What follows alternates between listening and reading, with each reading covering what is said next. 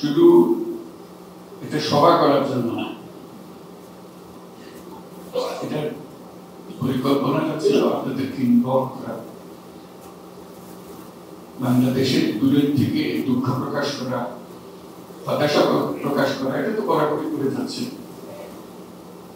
এবার হতাশা এবং আতঙ্ক অনুভব না করে নিজেরা কিভাবে এটার সঙ্গে ইনভলভ হতে পারে, এটি ছিল বিষয়টা নিয়ে আমরা আলোচনা করছিলাম। নিউ ইয়র্ক আসা, জাতিসংঘে আসার ব্যাপারেও একটা পরিকল্পনা ছিল, যেটা বড় বিষয় ছিল রাজনৈতিক নেতৃত্বকে সঙ্গে আনা। তারা সম্মত হবেন সেটা ভাবিনি, মনে করেছে একটা প্রেসিডেন্ট লাগবে, তবু ভাবলাম চেষ্টা তো করেছি।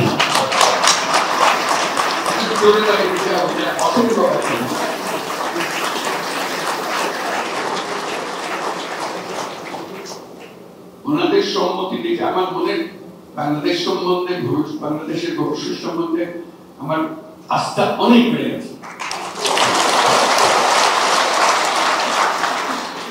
কাগজপত্র পড়ে বক্তৃতা শুনে যেরকম একটা ভয় পায়, সেই ভয়টা কেটে গেছে। এবং আজকে আপনাদের সামনে একসঙ্গে এসে কথা বলছেন, এটা একটা বড় বিষয়। এবং জাতিসংঘে যেখানে যাচ্ছেন সবাই অবাক হচ্ছে, আপনি যখনই শুনছেন যারা রাজনৈতিক দলের নেতারা সঙ্গে এসছেন এবং সকল দলের নেতৃবৃন্দ এখানে এসছেন। এটার পেছনে একটা মানুষকে একটা ভবিষ্যৎ সম্বন্ধে একটা ধারণা দেয়, সেই ধারণাটা সাংঘাতিক আত্মবিশ্বাসী করে আমাদেরকে। সেই আত্মবিশ্বাস নিয়ে আমরা যে আজকে নিউ ইয়র্ক শহরে আসলাম, জাতিসংঘে আসলাম, আমরা সাংঘাতিক আত্মবিশ্বাসী হয়ে ফিরে গেলাম। আপনারা সবাই সেই আত্মবিশ্বাসী।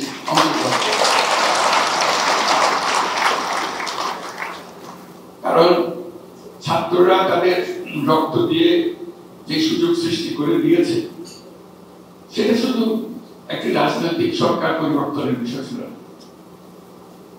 এটা দেশের একটা পুনর্জন্মের বিষয়। সেই পুনর্জন্মটা হাতে খড়ির থেকে শুরু করে সামনে গিয়ে পেছনের দিকগুলোকে আজকে যেগুলো আলাপ করলাম, দুর্নীতি ইত্যাদি, এগুলো প্রথম জটিল চলে যাওয়ার কথা। এগুলো কোন জিনিস আর নতুন বাংলাদেশে যাতে প্রবেশ করতে না পারে সেই ব্যবস্থা, সেটি আমাদের সবার।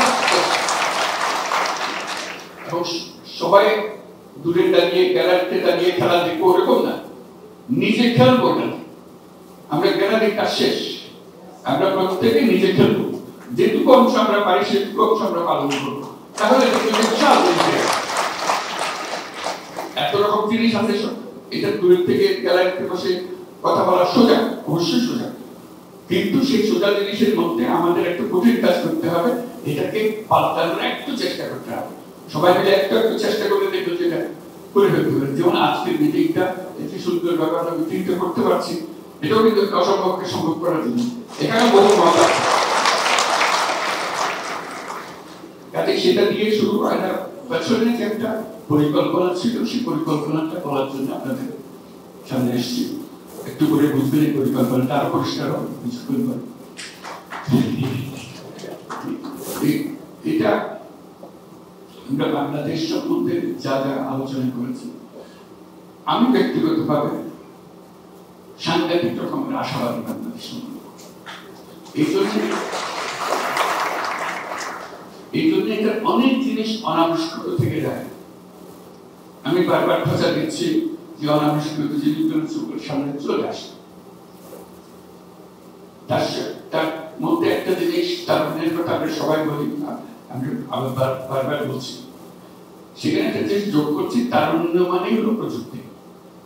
এটা দুটো একসঙ্গে, তারুণ্য সঙ্গে সঙ্গে সেই প্রযুক্তির মধ্যে ঢুকে যায় অটোমেটিকলি। যে তারুণ্য আমাদেরকে প্রযুক্তির মধ্যে ঢুকিয়ে ফেলে, সে বিশ্বের সঙ্গে যুক্ত হয়ে যায়, সে আর বাংলাদেশের ভেতরে থাকে না। তার জগৎ বিশাল জগৎ, কিন্তু আমরা সেই বিশাল জগতে প্রবেশের পরে সে পরিবর্তনটাকে সেখানে দিয়ে আসবে, সেটা এখনো রাস্তা বানিয়ে দিতে পারেনি, তার মাথার মধ্যে চাকাতে পারেনি। সেই চাকানোর বিষয়গুলো আজকে আলাপ করবো। এবং বলার শেষে এটা প্রেজেন্টেশন হবে, সেই প্রেজেন্টেশন দেখতে পাবেন আপনারা কিভাবে সবাই এটাতে পার্টিসিপেট করবেন। আপনাদের যে এখানে আমন্ত্রণ জানিয়েছি, এই আমন্ত্রণের পেছনে একটা আলোচনাটা হবে, ওটা একটা বড় অংশ। যে প্রেজেন্টেশনটা হবে, সেই প্রেজেন্টেশনটা আমাদের কোথায় নিয়ে যাবে, কি করবো সেটা জানার জন্য। তারুণ্য সম্বন্ধে আমি বলি, সেটা আজকের কথা না, পুরনো কথা। বাংলাদেশ সম্বন্ধে নতুন নতুন মাত্রাগুলোকে যোগ করার জন্য, আপনাদের দৃষ্টি জানার জন্য আমি চেষ্টা করছি, বিদেশিদের কাছেও চেষ্টা করছি, যারা বাংলাদেশ সম্বন্ধে জানতে চায়, বিনিয়োগ করতে চায়, ব্যবসা করতে চায়, তাদেরকে বলছি যে বাংলাদেশ এখানে এই তারুণ্যের কারণে যে কোনো রকমের ব্যবসা করতে চাও, তোমাকে সেই ব্যবসা, সেই কারখানা তোমার নিজের তো সে করার দরকার না, এখান থেকে লোক নিয়ে গিয়ে সেখানে তোমরা কারখানা চালাতে, তার চেয়ে বড় কারখানা এখানে বসে লোক তো আছে, এই ঝামেলা থেকে বেঁচে যাবে। তাকে এটা একটা প্রোডাকশন হাব হিসেবে চিন্তা করো। বারে বারে এই প্রোডাকশন হাবের এই যে আশিক যে দায়িত্ব আছে, তাকে এই এলাকাগুলো ঠিক করে দেওয়া যাবে। এটা প্রোডাকশন হাব হিসেবে তুমি দুনিয়াতে যে কোনো জিনিস বিক্রি করতে চাও, এখানে এসে প্রোডাকশনটা এখানে করো। সেই প্রোডাকশন করার জন্য সুযোগ সুবিধা করে দেওয়া, এটা একটা দিকে আকর্ষণ করছি, যাতে করে বিশ্বের কাছে এটা গ্রহণযোগ্য হয়, সেটাকে প্রমাণ করে। আরেকটা নতুন মাত্রার কথা আমি প্রায় বলি, আবার আপনাদের সঙ্গে বলি, সেটা বাংলাদেশ শুধু আমাদের যে জিওগ্রাফিক্যাল এরিয়া আছে, বাংলাদেশের ম্যাপ বানাতে আমরা যেটুকু করি, আমরা সবসময় বাংলাদেশ বলতে এটাকে বুঝাই, সেখান থেকে একটু বড় আকারে বোঝার চেষ্টা করি। অর্থনীতির ক্ষেত্রে আমাদের মাত্রাটা ভিন্ন মাত্রায় করা আবেদন জানাচ্ছি, যাতে ভবিষ্যতে সেই মাত্রাটা সফলভাবে আমরা পূরণ করতে পারি। সেটা হলো আঞ্চলিক অর্থনীতি। শুধু রাষ্ট্রীয় অর্থনীতি, দেশ যেটা আছে, ভৌগোলিক সীমারেখা যেটা আছে, ওটার মধ্যে সীমাবদ্ধ না রেখে আমরা আঞ্চলিক অর্থনীতির উপরে জোর দেব।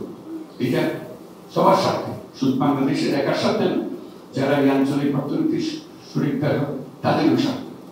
তারা হলো আমাদের প্রতিবেশী নেপাল, ভুটান, আর হলো সেভেন সিস্টার্স।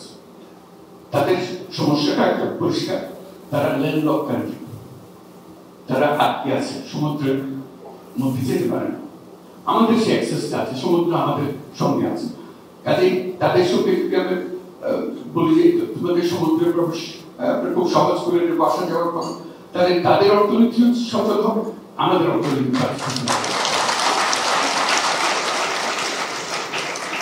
এবং ভারতে এটা নিয়ে আলাপ হচ্ছে, অনেকে বিরূপ মন্তব্য করছে, কিন্তু অনেকে সন্তুষ্ট যে এটা হওয়া উচিত। এটা আমরা স্বাভাবিক পদ্ধতিতে হবে, এটা জোর করে কাউকে বলতে পারবো না আমার সঙ্গে ব্যবসা করা। সে তার ব্যবসা এখন সীমাবদ্ধ হয়ে গেছে, সেখানে বিবেক হচ্ছে। আমরা যদি তার রাস্তাটা খুলে দিই, সেও খুশি, আমরাও খুশি, কারণ সে আমার উপর দিয়ে চলাফেরা করা মানে আমার অর্থনীতিতে একটা বিরাট গতি সঞ্চার করা। তো সেই দিকে এই জন্য আপনাদেরকে এটা বললাম, এটা মাথার মধ্যে রাখা। কারণ আপনাদের সঙ্গে এইসব এলাকার যে রিজিওনাল অর্থনীতি যেটা বলছে, আঞ্চলিক অর্থনীতি, তাদের বন্ধু বান্ধব অনেক আছে আপনাদের কাছে। আপনারা যেরকম গুরুত্বপূর্ণ বাংলাদেশের জন্য, তারাও তাদের জন্য, তাদের দেশের জন্য গুরুত্বপূর্ণ। তারা যদি মনে করেন হ্যাঁ তাই তো, আমরা মাধ্যমে কাজকর্ম করবো, তার আস্তে আস্তে দেখবে যে রাস্তা খুলে যাচ্ছে। মানুষ যেটা চায় সে রাস্তা বন্ধ করে রাখা যায় না। স্রোতের মতো জিনিস, পানিতে যেরকম আটকে রাখা যায়, মানুষের আশঙ্কাকে আটকে রাখা যায়। একবার একটা মাথায় ঢুকে গেলে সেটা যে পাথর হোক, যেই হোক, এটা ভেঙে সে বের হবে। কাজে মাথার মধ্যে যদি ঢোকে এটা আঞ্চলিক অর্থনীতি আমরা গড়ে তুলবো, তাহলে দেখবেন যে আঞ্চলিকভাবে অনেক জিনিস সম্ভব। এখানে আন্তর্জাতিক ক্ষেত্রে যখন এই জাতিসংঘে আসি, বিভিন্ন দেশের লোকদের সঙ্গে, নেতৃবৃন্দের সঙ্গে দেখা হয়, তাদেরকে এই কথা বলি, তাদের কাছে সঙ্গে সঙ্গে এটা মনে হয় বড় প্রস্তাব। একটা বিশ্ব সংস্থার প্রধান যে বলে যে হ্যাঁ এটা তো, এই জিনিস তো আমরা অনুভব করি, কিন্তু তোমার মতো করে বলতে পারিনি, এখন থেকে এটা আমি বলবো, এটা আঞ্চলিক অর্থনীতি। তাদের এই যে সীমাবদ্ধতা, দেশের অর্থনীতির যে সীমাবদ্ধতা, সেই সীমাবদ্ধতা থেকে আমরা বেরিয়ে যেতে পারবো। আমাদের মনটাও বড় হবে, ইন্টারাকশন হবে আশেপাশের দেশের সঙ্গে, এবং আমাদের অর্থনীতির থেকে বিরাট গতি সঞ্চার হবে। আরেকটা বিষয় আছে, সেটা যদি বললাম আমাদের অর্থনীতি, এখানে পানি ছিল নাকি আমাদের, তো দিয়ে দেবো।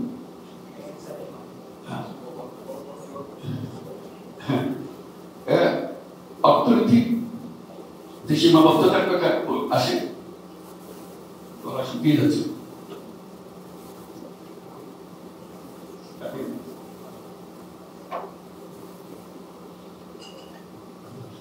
আরেকটা বিষয় হলো ওই যে সীমাবদ্ধতা, যে ম্যাপ, বাংলাদেশের ম্যাপ, বাংলাদেশ বলতে আমরা ওটাই বুঝি। আমি বারবার উল্লেখ করি যে বাংলাদেশ এটা তো ছোট বাংলাদেশ, আমাদের আসল বাংলাদেশ কোথায়, আমাদের পুরো সীমানাটা কোথায়? বিরাট বঙ্গোপসাগর কিন্তু আমাদের।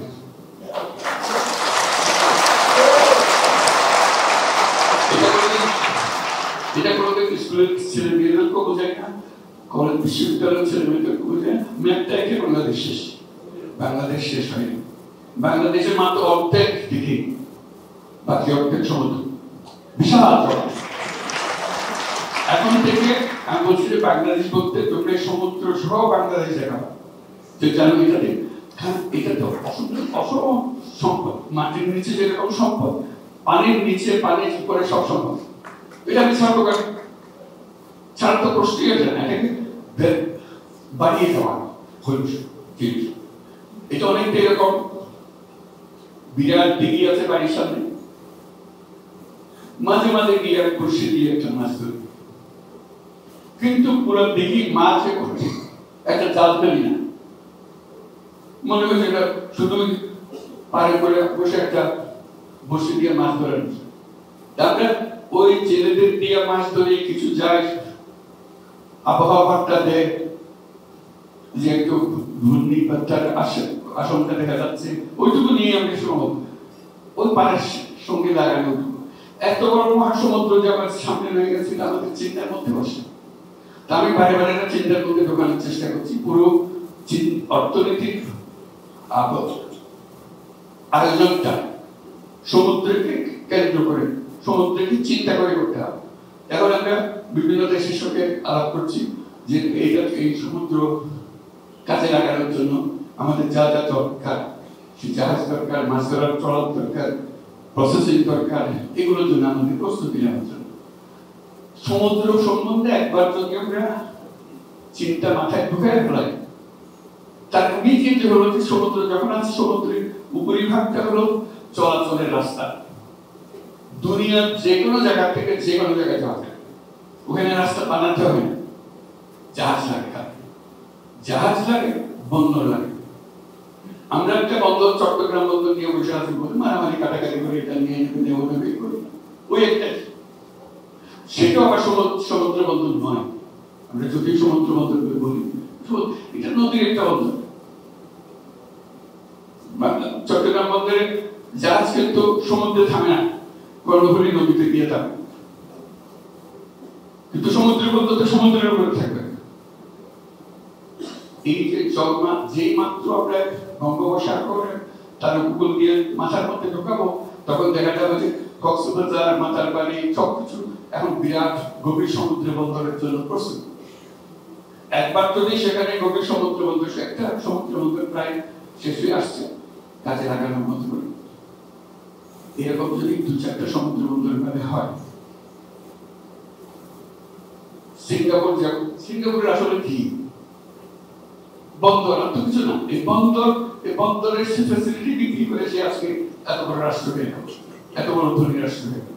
আর আমরা বসে আছি মাছ ধরতেছি, উপকূলে বসে ছেলেদের পাঠিয়ে দিতেছি মাছ ধরে, আর সত্যি মানে এইটুকুই গেল।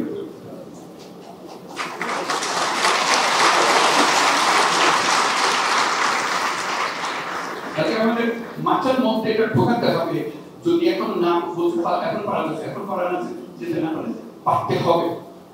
কিভাবে হবে সেগুলোর জন্যই আজকে এই যে প্রবাসী বাংলাদেশের কথা বলছি, আপনারা গবেষণাগারে আছেন, আপনারা এগুলো শিক্ষা দান করেন, আমাদের বুদ্ধি সহযোগ দিবেন, সেগুলো দিয়ে যেইভাবে হবে এবং সেইভাবে করছে। এই কিন্তু আমাদের দরকার।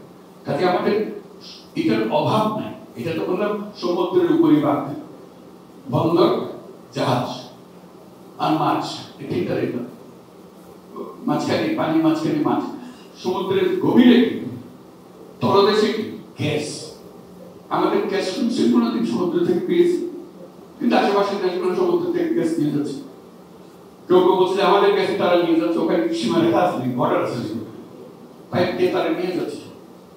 আমরা নিজেদের আঙ্গুল তুষ্টি বসে বসে এটা কেন?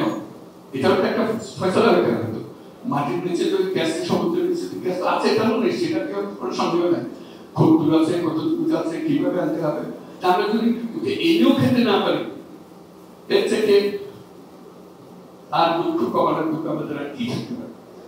কাজে ওই দৃষ্টিভঙ্গি আনা যে আমাদের এই বিরাট সম্পদ, একটা হলো যে আমরা একটা আঞ্চলিক অর্থনীতি হিসেবে চিন্তা করবো, আমাদের সব কাজ করবো সেভাবে গড়ে তুলবো, যেহেতু আমরা সেই ফেসিলিটি নিতে পারি।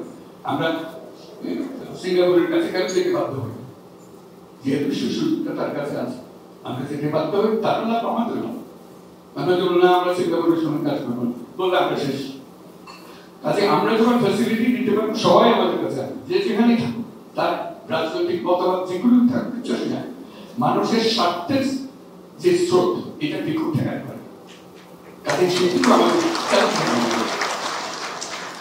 কাজে এই হলো আরেকটা মাত্রা, যেটার কথা দেশের চিকিৎসা যে মাত্রাটা, নতুন মাত্রার কথা বলছি। বাংলাদেশ ওই যে সীমাবদ্ধ ম্যাপ, যেটা এখানে সীমাবদ্ধ না।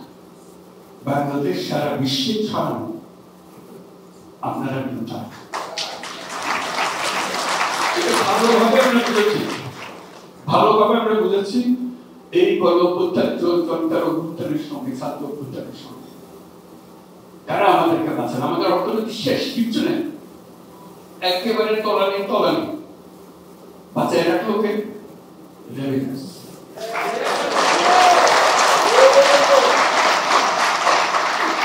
রেমিটেন্স এই বাংলার নতুন বাংলাদেশের জন্ম দিয়েছে।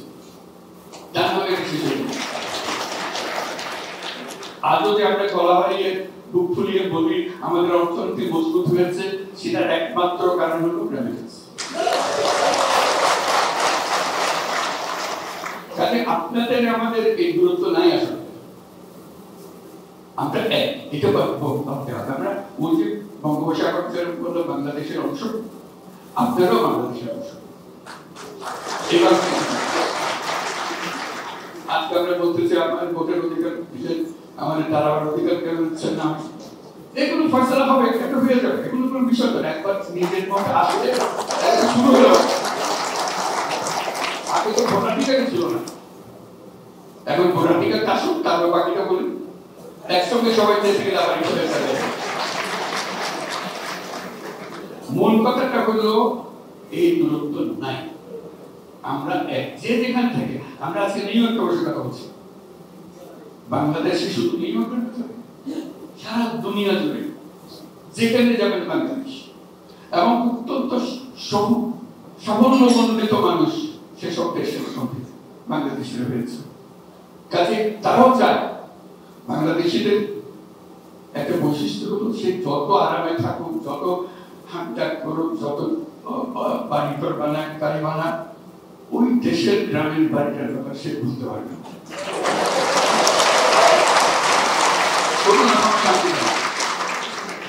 তার কিছু একটা করতেছে, কিছু একটা করতে হলে আমি কিভাবে করবো, কারোর উপর ভরসা করতে পারি না। চাচা তো ভেবে দিয়েছিলাম টাকা পয়সা, কিন্তু সব খেয়ে লাইন পেতেছি না। এখন আমরা বলছি যে আমরা লাইন করবো, আপনি কি করতে চান এটা আপনি নির্বিঘ্নে করবেন, একবার সম্পূর্ণ আস্থার সঙ্গে করবেন। সেখানে না পারলে সেটা কেন পারতেছেন না সেটাও বলবেন। সেটা আজকে যে প্রেজেন্টেশনটা হবে সেই প্রেজেন্টেশন আপনাদেরকে অংশ করবেন। আপনারা এখন থেকে বাংলাদেশের অংশ, একবার 100%।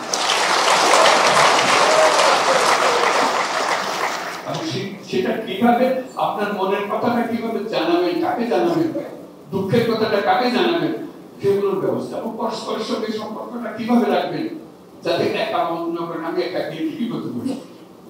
আমরা জোট বাঁধা যাবো, এই করে যাবো, ওই অংশটা আমরা করবো। স্বাস্থ্য খাতে আমার এত কথা জানা আছে, আমি স্বাস্থ্যের কাজটা করে বাংলাদেশ করতে পারেন।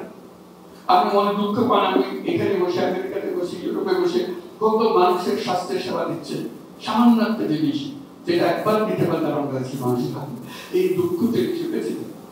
বিশেষ করে এখন যখন প্রযুক্তি আসছে, এগুলো এত সহজ হয়ে যাচ্ছে,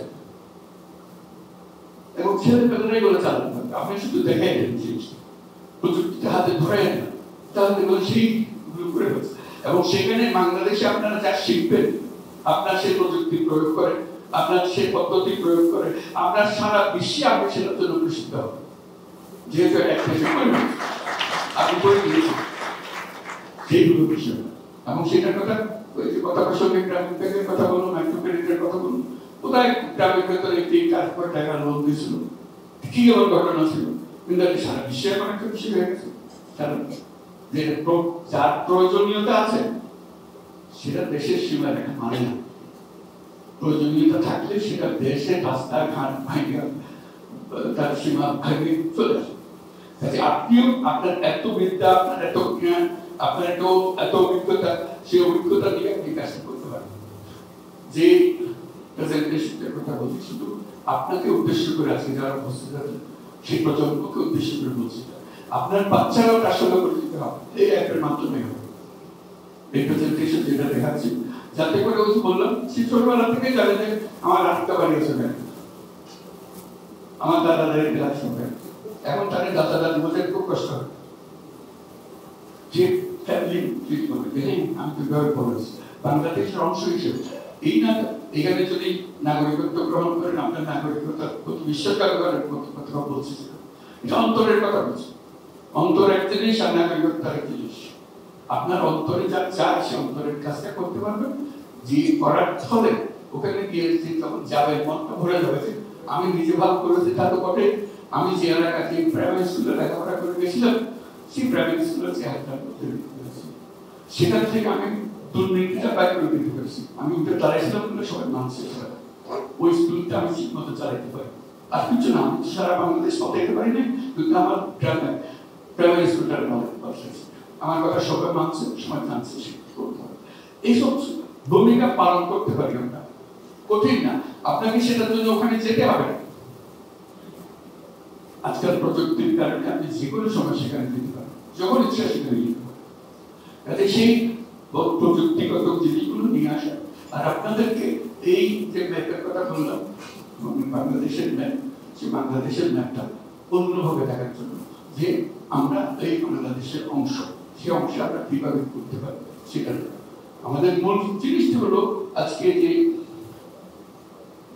ছাত্রদের অভ্যুত্থান হলো সেটা আমাদের মস্ত বড় প্রতিবন্ধকতা সরিয়ে দিয়েছে, আমাদের স্বপ্ন দেখার সরিয়ে দিয়েছে, স্বপ্ন বাস্তবায়নের শক্তি দিয়েছে। এগুলো স্বপ্ন আমরা সবাই দেখি, বাস্তবায়নের ক্ষমতা আমরা পাই না। এই পরিবর্তন ছাত্ররা যা করলো সেই শক্তি আমাদেরকে দিয়েছে, এই শক্তিটা যেন হারিয়ে না, সেই জন্য আজকে আমরা সবাই মিলে জাতিসংঘে এসেছি। এই কথা সবার সামনে বলা যে এই জাতিসংঘে এসে আমরা সবাইকে জানিয়ে দিচ্ছি, একসঙ্গে এসেছি, সবাই জানিয়ে দিচ্ছি এই ব্যাপারে আমরা জাতির সাথে আমরা একমত। সবাইকে ধন্যবাদ। আমরা এই পথে চলবো এবং এটা দেখেন, এটা আজকে থেকে আপনারা শুরু করেন কাজটা ব্যবহার করতে।